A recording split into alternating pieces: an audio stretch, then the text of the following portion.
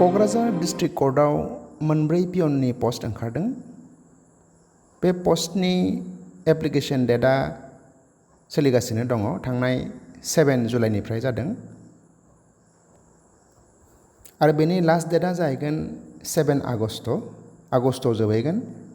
बुंनो थाङोब्ला जोंहा मांखोसे दङ आखायाव। एलिजिबिलिटि क्राइटेरिया हिसाबै बेनि एजआ 18नि खम जानो मोननाय नङा आरो 40 इयार्सनि बारा जानो मोननाय नङा आरो बेनि एडुकेशन क्वालिफिकेशना HS पास जानाय जानाङा, HSनि सिङाव थानाय जानांगोन। मेट्रिक पासबाबो जेबो जाया, खिन्थु बेयो HS पास जानो मोननाय नङा।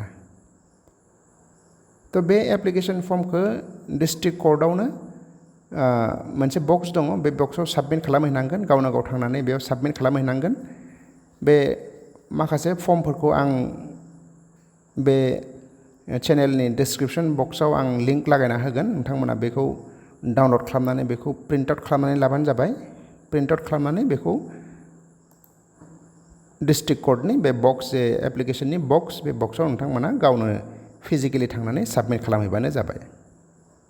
गोजोन्थों।